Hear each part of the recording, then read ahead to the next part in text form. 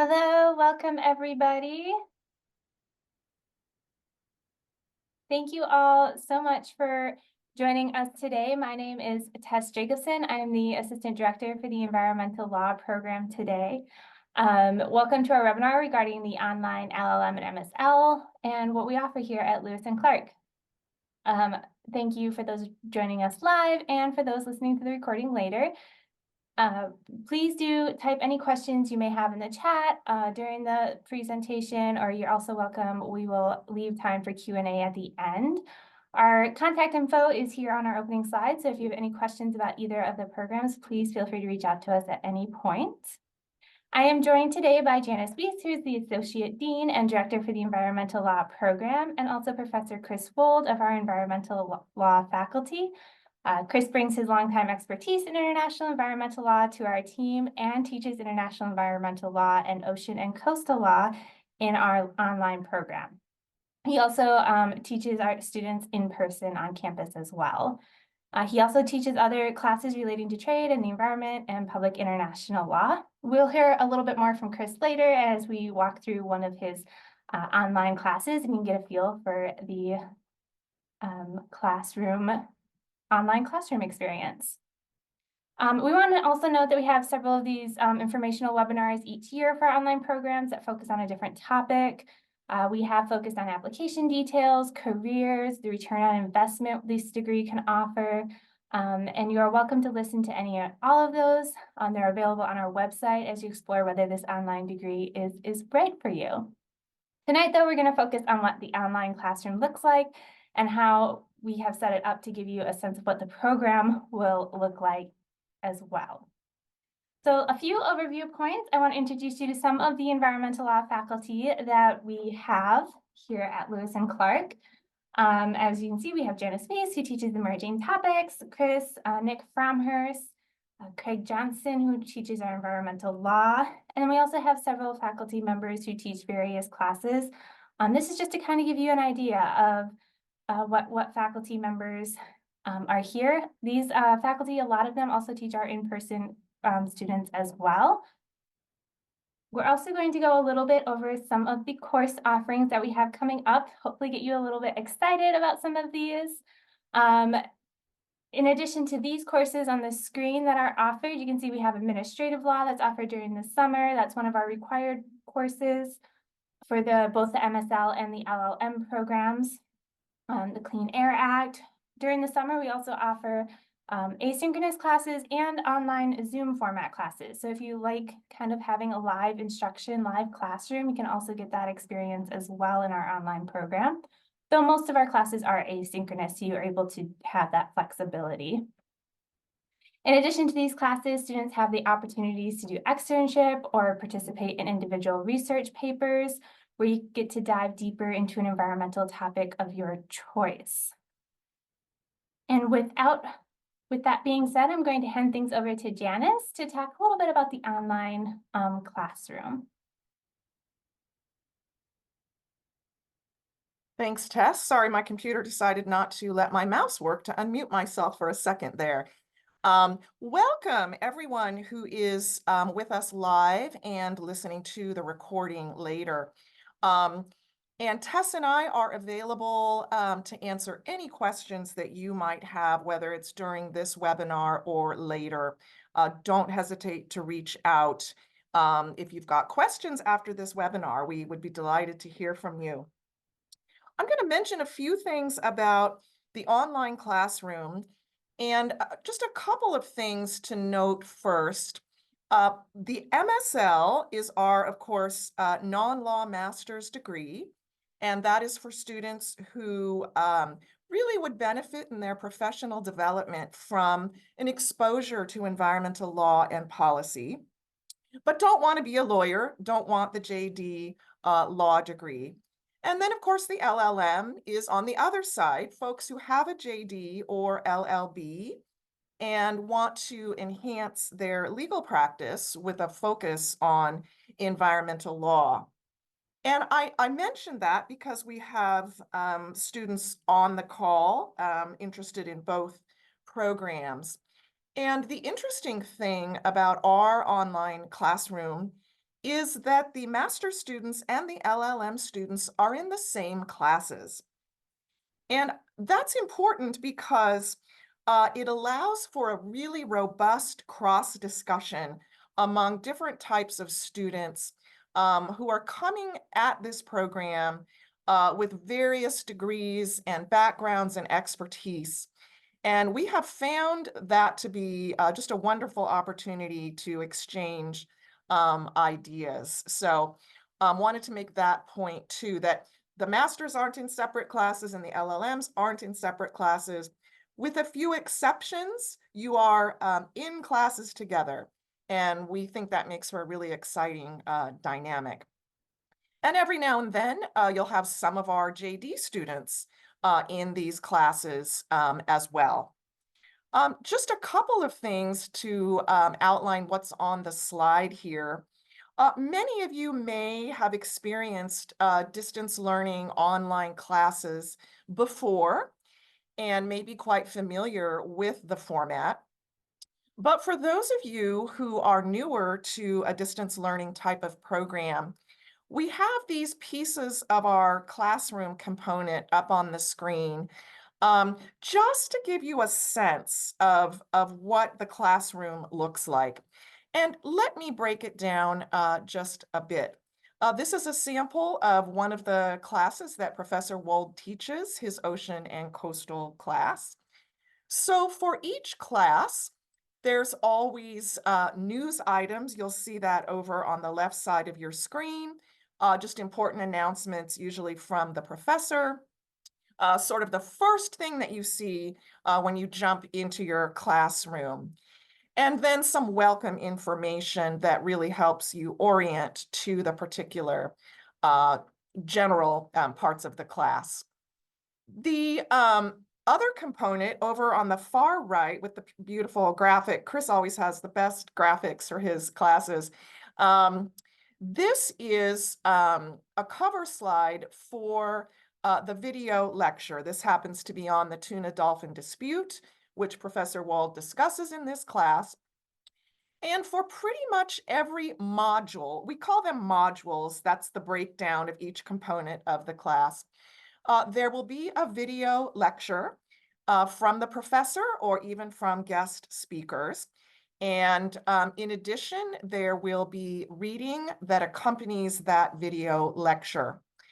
And then there will be a question or more than one question that will ask you to respond to a question about the video and the reading materials, and then exchange with fellow classmates on their posts as well.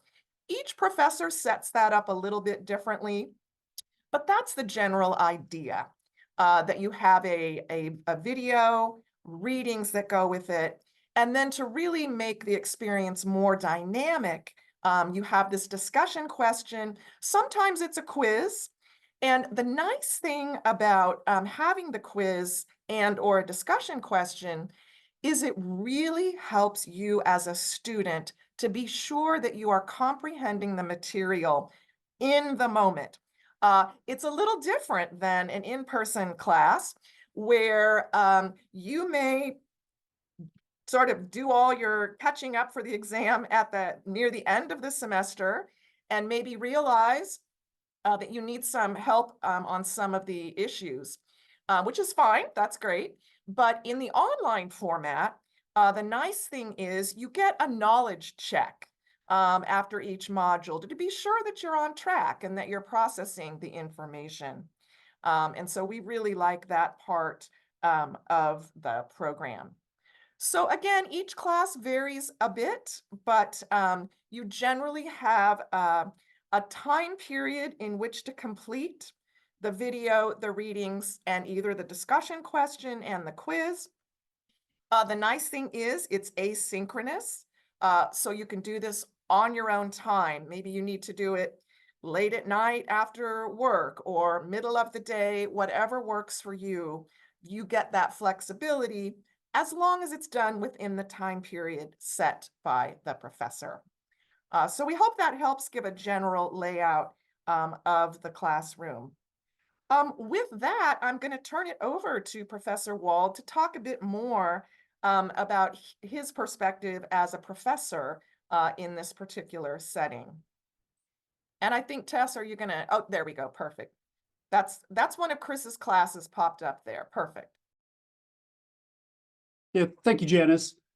So I'm going to start by saying that when we first started talking about our online program, I was quite skeptical because at the time, the information we were getting from people reviewing online education was that the students were not getting the same kind of experience you would have in an in-person classroom. And so I wasn't part of the first group of professors putting these together, but I started hearing my colleagues rave about the experience they were having teaching these classes and how engaged the students were. And once I started hearing those kinds of comments from my colleagues, I said, I want to be part of this. And not only did I join the online team with one class, but ultimately two, because I found teaching in the program so rewarding.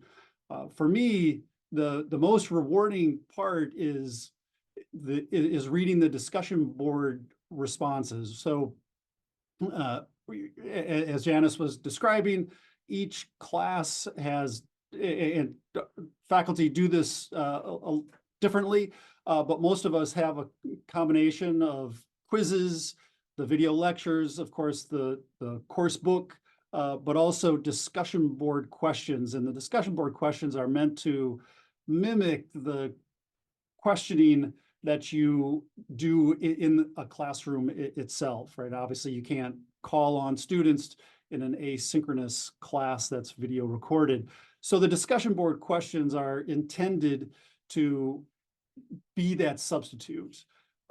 They differ in that, of course, during a 90-minute, 2-hour in-person class, you ask, 10, 20 questions to the students, but in the online version, it's 2 or 3 questions per class, but we get more detailed responses because the students are able to reflect on the responses in ways that you may not be able to do during an in-class response. So I have just found the whole online teaching to be very rewarding. So you're seeing here on the screen how the material is presented to students. You'll get the full syllabus, so you know before the semester even starts exactly what is being taught, and you see then the materials are broken down week by week. I see from the question and answer that one of the questions is, when do units need to be completed? And I think for most of us, there, as you would have in any classroom experience, there are kind of 2 classes per week, essentially, whether we call them classes or modules. And you have the full week typically, I think all of us do it this way, to complete the work for those 2 classes, right? But of course, you're not required to be in the classroom or to do the material for that class at Tuesday at 9 o'clock, as Janice was describing, right? You have the full week consistent with whatever timelines the professor may have for submitting your discussion board questions or completing the quizzes. Right. So you'd see there's a test doing the scrolling. So if you can stop there for a second, right? So you see here in my international environmental law class, we start off looking at the kind of framing of international environmental law and governance.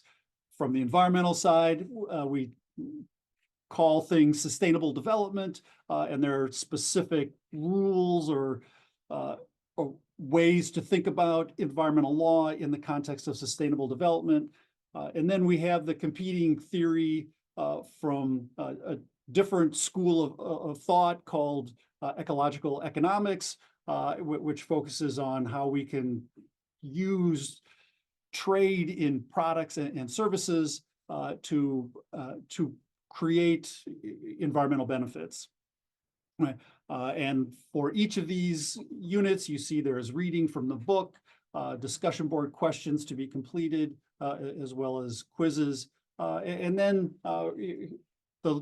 for each class, there'll be specific learning objectives, the things we hope you take away from the unit, the modules.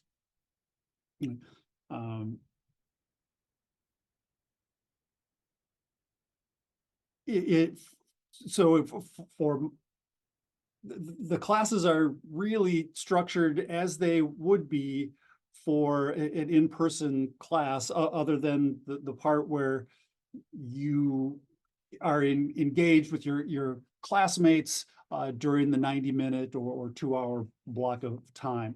But that's what the discussion boards are really about. And so certainly for my classes, and I think most of us do it this way, you're also required to respond to a discussion board response of one of your classmates, right? So and of course it doesn't perfectly mirror what happens in the classroom, but it is a way to create a similar environment.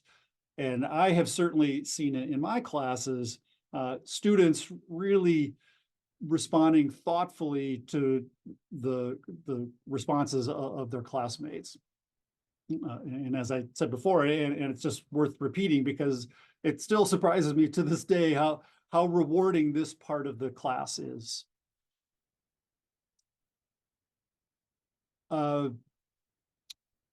Each video lecture will be of varying lengths. Even if the reading material is more or less the same, so sometimes it's just a little bit easier to get through the video, or the video lecture doesn't take quite as much time, but they are more or less the same. But you won't get a 2-hour or 90-minute lecture, right? Because as you would in in-person class, right? Because recall that the in-person class, there's lots of questions and answers that are happening. So I haven't actually gone through and estimated what the actual video time is on a class-by-class basis, right? But you see here for this module 4, topic 1, there's a 30-minute video as compared to what would be a 90-minute class, right? And then you spend the remaining time on your quizzes and discussion board questions, responses. Janice, Tess, are there other things you would like me to cover? That's perfect, Chris. I think that's great. Thank you so much. I think that gives a really great sense of the experience. And just a couple of things I'll highlight, and I'll scoop up some of the questions that we got in the Q&A as part of this as well. One of the questions was, is it all asynchronous? Are there some opportunities for live time Zoom? Great question. A few answers to that. Many of the faculty will host live Zoom review sessions and/or office hours where you can pop in and in live time ask the professors questions and mingle virtually with your fellow students as part of that. So we do have that opportunity definitely in most of our classes. We record those because, of course, one challenge is the various time zones that our students are in across the US and internationally. But we try to offer different times so that students could certainly participate when it's not in the middle of the night in their home area. The other thing I'll mention about Zoom is in our summer program, we offer what we call short courses in the summer. And we're offering 3 this summer that are entirely live time Zoom. And so that is a completely available option to our online students. And in fact, we have found that our students really enjoy that. It's just a different way to deliver the online education. And these are in short form. They're 2 weeks, 2 credit classes. And so to the extent that's of interest to you, or the time works well for you, those have been a nice addition to the online lineup. So, and we plan to continue that practice each summer. It's also nice for our JD students who are off campus or out of Portland in the summer. So you get to have a fun group of students to work with. So those opportunities are definitely there. The other thing I just want to mention, when Chris was talking, it reminded me that students have commented on with the videos. Chris mentioned that they're not super long, which is nice because we all have had long videos, and you know, that can be an educational challenge sometimes. But the great thing is you can pause the video, right? You can pause the video. You can go backwards if you missed something. You can speed it up if you want to. You can watch a little bit of it and come back to it. Can't really do that in an in-person classroom. So students have really enjoyed that particular area of it. And so I wanted to mention that as well. One of the other questions was how long and how often, and I think we're going to get to that maybe in the next slide. But Tess, were you wanting to show something on this one before we move on? Yeah, we can just show a little clip from the class so that students great. can kind of see what a video lecture and how different dynamics are Great, incorporated into great. different learning styles. Great, perfect. So I'll show that clip. Fundamental principles behind the common heritage of humankind are as follows, and you see these in your materials. First, states may not own or claim ownership of the area covered by the common heritage of humankind doctrine. Two, there would be international management of the resources subject to common heritage.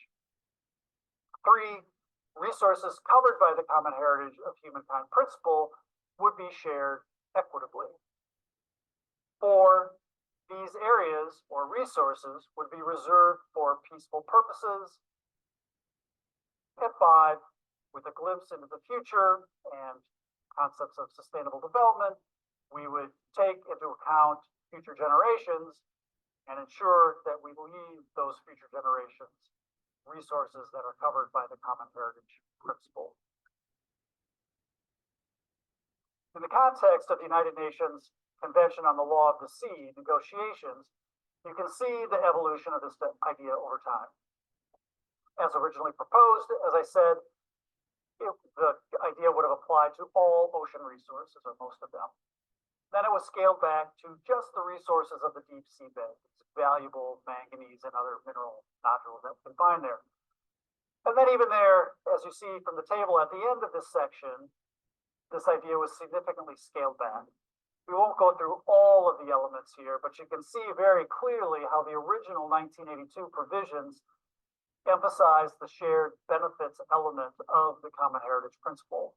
We're going to share the actual resources collected by commercial enterprises operating on the seabed. We are going to transfer fees and royalties to the international community for distribution to developing countries. Okay, thanks, Janice.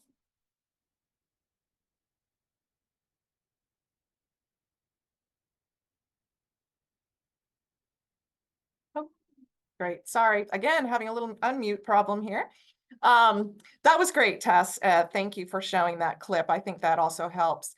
I'm also reminded that we professionally video our faculty, which is nice. We have a guy with fancy cameras and all kinds of wonderful equipment that make the videos and the graphics really high end. So we get nice feedback on that. A little bit about the program design and structure, and this may also answer a few more questions that came up in the Q&A. We have selected classes that we think are the most relevant and most important environmental classes that a future advocate would need to know going into policy or legal professions. So it's what we would say is a nicely curated list of core basic bedrock classes and concepts that practitioners would definitely need to know and be very familiar with. And then some very important modern issue classes. I know one of the questions related to sort of, modern, keeping up with current issues. And absolutely, that's what we do in our environmental program here on campus as well. We are constantly looking to make sure that what we are offering is fresh, emerging, and also what you would be expected to be working on when you graduate. You're probably not going to take all of the classes that we offer, and you certainly don't have to. We have offered enough classes to give choices along the way, so that each semester you will be able to choose from several classes. So in terms of structure, we have a fall semester, a spring semester, and then I mentioned summer school. So 3 times you can start the program in any one of those terms. And if you want to, you can take classes for all 3 of those terms, depending on the speed on which you want to complete the program. In each of the fall and spring semesters, you'll have a choice of anywhere from 3 to 4 classes each semester. Depends on what year and what classes we're offering. And then again, in the summer, we offer our administrative law class every summer. And in addition, I mentioned these Zoom classes. And this summer, we're also offering our environmental justice class. So lots of choices along the way. And it's really important to note that if you have a very busy life already, and you maybe only can fit in 1 class per semester, that is great. We have lots of students who do that. And then maybe when life is a little quieter, you might add more classes in any given semester. Others have more time and want to proceed with the program more quickly. They may take all of the courses we offer in a given semester. So it's very self-paced. You also pay by the credit, so that offers you flexibility depending on your budget in any given semester. We also have 24/7 learning support. And again, I mentioned virtual office hours with our faculty. So you're not alone out there in cyberspace. You've got technical support and pedagogical support from the school. In terms of what credit hours are required for the degree, 26 credit hours are required for our US LLM students and MSL students, and then 28 for our international students, which takes into account a special preparatory class that we offer to get international students familiar with US law study. That's also required for our master's students. So we give you a nice orientation in a great class that TESS teaches to prepare you for that. To give you some context to what credit hours mean, most of our classes are 3 credits. We have some that are 2 credits. And then the individual research projects can vary, generally 1 or 2 credits. With some exceptions, we may allow a 3-credit individual research project. And then our summer classes are generally 2 or 3 credits. So hopefully that gives you a sense of when we say 26 and 28 credits, what we're talking about in terms of choices during the semester. And with that, Tess, I'll turn it back over to you. Thank you, Janice and Chris. So I'm going to talk a little bit about kind of what the next steps are if you're interested in applying. So you can submit your online application. Our fall classes, so my intro class starts August 12th. And then the remaining fall classes, we do a 2-week intro course, so that's all that you focus on for those 2 weeks. And then the remaining fall classes start on August 26th. And that application deadline is July 15th. We're still accepting applications for summer as well, so you can definitely start. I know Janice mentioned it, as early as this summer. That's a really great time to start too. I don't think a lot of students realize that summer is an option to start, and it's a great time to get, that administrative law class. It's a really good foundational class to take, get that out of the way because it's one of the required courses, and then start the fall semester as well. If you're an international student, we do require a TOEFL or an IELTS score, or other English fluency. So you're able, if you did maybe your undergrad or other education in English, taught in English, we'll accept that as well. So you just reach out to us if you have any questions, if you need a TOEFL score, if that score maybe isn't quite what our required scores are. We're willing to work with you on that. We can set up an interview, something like that as well. We also require you to have a personal statement of interest, which kind of details your background, but also why you're interested in the program, how you feel either the LLM for lawyers or the MSL for non-lawyers is going to help you in your career. This is probably what I consider to be one of the most important parts of the application, because this is really where you're telling us why you want to be a part of the program, how you think it's going to benefit you, and you're sharing with us your excitement and your passion for environmental law as well, which is critical when you're taking these classes. We also require a resume. A typical business resume is fine. You don't need anything special in your resume at all. Previous jobs, education, volunteer experience, things like that, and then anything else that you'd like to highlight for us in there.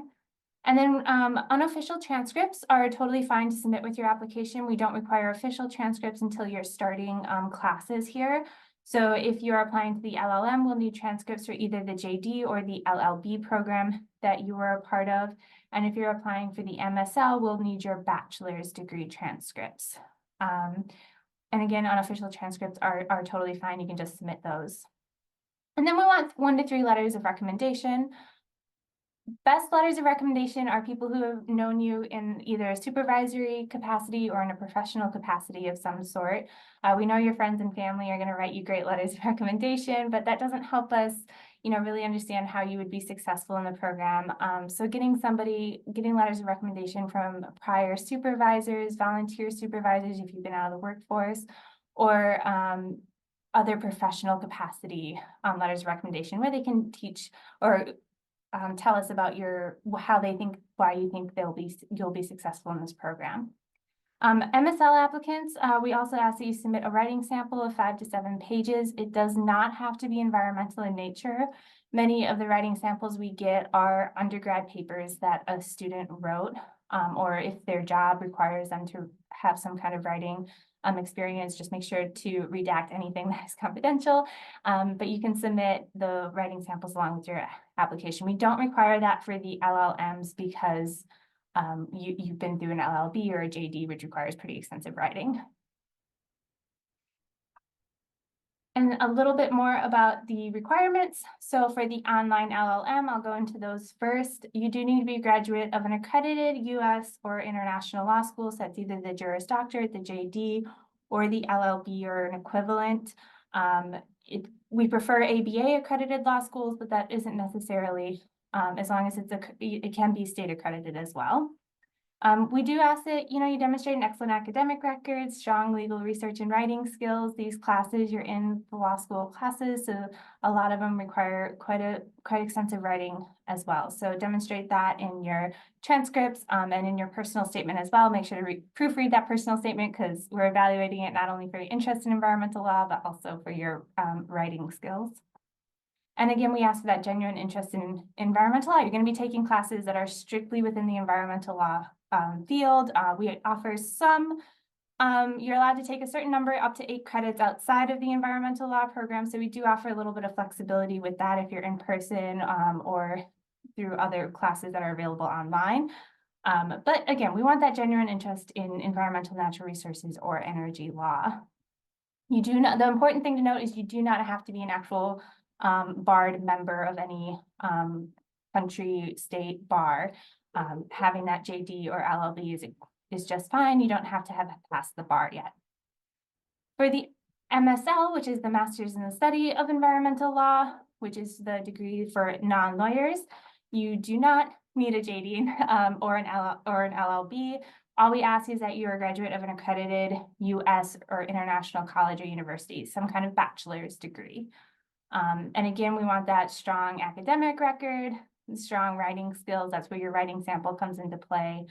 We're evaluating that for clear thinking, being able to write strongly. And then, provide those letters of reference from professors, employers, other people who know you in an academic or professional capacity. Professors are really great recommenders to get as well, especially since you'll be in a classroom learning from us. It's really great to get some letters from professors so that they can speak to your success in the academic setting as well. And then again, we ask for that genuine interest in environmental, natural resources, and energy law. It doesn't have to be necessarily that you've been working in that field. Many of our students are using this degree as a way to help them get into this field. So you don't have to have a job that's related to that or anything, but the genuine interest through your personal statement is what's going to help convince us that you want to be a part of this program. And was there anything you wanted to add, Janice or Chris? Just a couple quick things, Tess. Thanks for that overview. A couple of questions came up in the chat that I just wanted to address. One of them, Delia or Tess, you may have answered in writing already, but I really wanted to say it out loud because somebody asked if there's a graduation ceremony, and I just love that you're already picturing yourself going through this program and graduating. So I wanted to highlight that question. We, in fact, invite our online students to attend the commencement ceremony in May. And this year, we have quite a few masters and LLMs graduating from our online program.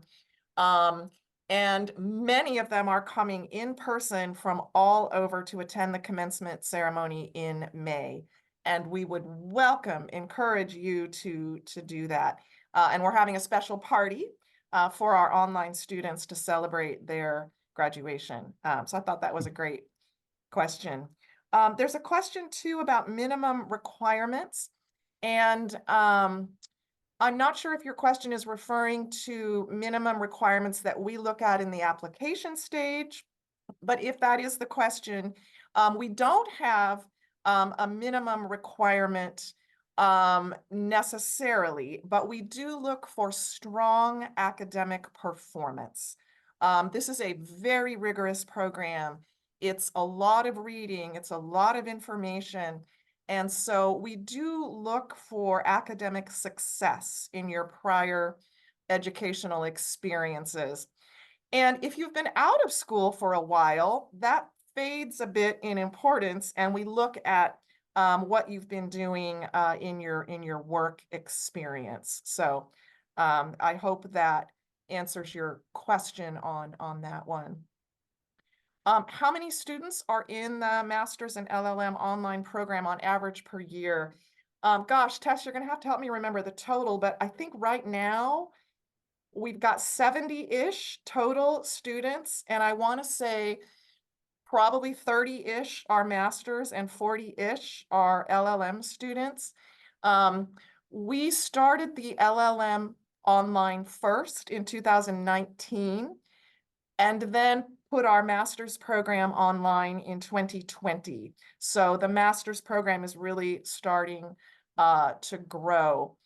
We should also mention that we also have in-person options for both the master's and the LLM.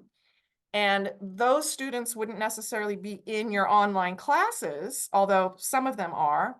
But you also sort of have this wider community of in-person masters and in-person LLMs. And I mentioned that because that means a really nice network for you to have in your job search and your professional development. Let's see. Oh, okay, great question. Would you characterize the current student makeup as mostly recent grads or seasoned professionals? Great question. And it is literally across the board. We have students in the MSL program who just graduated from college, and we have students in the LLM program who just graduated from law school. And then more typically, we have folks who've been out, gosh, maybe for 3 to 5 years, and they want to do a career pivot to be more intentionally pointing themselves towards an environmental career. And then folks who have been out there doing other things for a long time and really want to focus on environmental law. So it's really quite a range of experiences that people bring in. And we have no preference. We welcome people at all walks of life. If you're passionate about environmental law, we welcome you to the program. But Janice, if I On the could question of, oh, go ahead, Chris. another component to that answer is that we have people from all over the world participating in the program. This last semester, I had people from the Federated States of Micronesia, another from the Marshall Islands, another from Trinidad and Tobago. All these people are bringing their unique experiences to bear on the class, particularly through the discussion board questions, of course. But it just makes the whole class much richer as a consequence.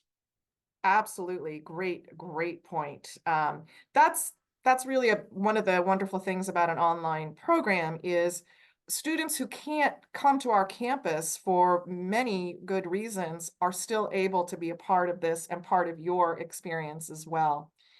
We have a question about food and agriculture policy, very hot issue right now. One quick thing I want to mention, Michelle, with your question, we are having a symposium on April 5th that is going to focus on animal agriculture and climate change. And then the next day, our animal law program is having a similar symposium that relates to more food and ag issues from animal welfare. Both of those will be recorded. If you're interested, happy to send you that information. On your particular question about classes, we don't have a particular class online on food and agriculture. In our animal law program, which is also online, they have a food law course. And we are able to have students from each program take classes of interest to them in the other program. So you would certainly be, we'd certainly be open to having you take that class. It's a great class.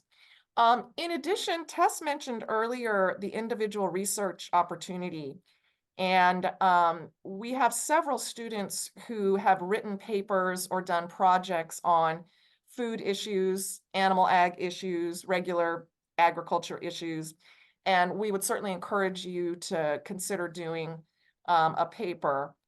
Finally, we also work with students to do what we call externships, which are working part-time for an NGO or a government entity while you're earning credits towards your degree. And so with the surge of food and ag organizations working on these issues really all over, that might be something else you'd consider to get some interesting work experience working with an organization that works on those issues. So Janice, if I can pop in and respond to the question that still remains open. Great. How relevant are the topics to today's environmental and economic issues? My answer is twofold. One, our videos don't stay locked in time. We often have to revise them, re-record them in light of new cases that have been that the Supreme Court has issued or other courts, or circumstances change. So if I look at my own international environmental law course, I recently redid 3 lectures in light of the significant changes resulting from the Paris Agreement on climate change and its subsequent negotiations. So we're all of us are constantly reviewing our videos, our classes, to see if they need to be updated. In addition, almost all of the people in our program, probably all of them, are very active in real life environmental law in one way or another. I just came back from Uzbekistan and negotiations concerning the Convention on Migratory Species. The things that I bring back from those negotiations become maybe not part of the video lectures, but certainly part of the discussion board questions. I'm constantly revising those questions to account for new things. But if I look across our faculty, Professor Dan Rolfe is engaged in Endangered Species Act litigation. Professor Craig Johnston is one of the leading advocates on hazardous waste and water pollution issues. Right, we have our faculty are not just academics. We are engaged in the real world, and we bring our real world experiences to bear on our teaching. Thanks, Chris. Any other questions we can answer today? If not, you have the contact information there on your slide, and we are all delighted and happy to respond to individual questions from any of you. And I think we would also invite you to visit our website if you haven't already. That gives you a good flavor for what our graduates have done with the MSL degree and with the LLM degree, if that's of interest to you. And we have also done webinars in the past that focus on career paths, and those recordings are available if you would like to get a better sense of what folks are doing with the degree for that. Tess, anything to wrap us up before we go?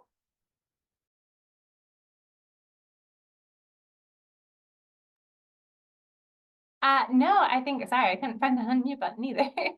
I think we are good. Thank you so much, Janice and Chris, for coming and for sharing a little bit about your classroom and stuff. It's always so exciting to see that.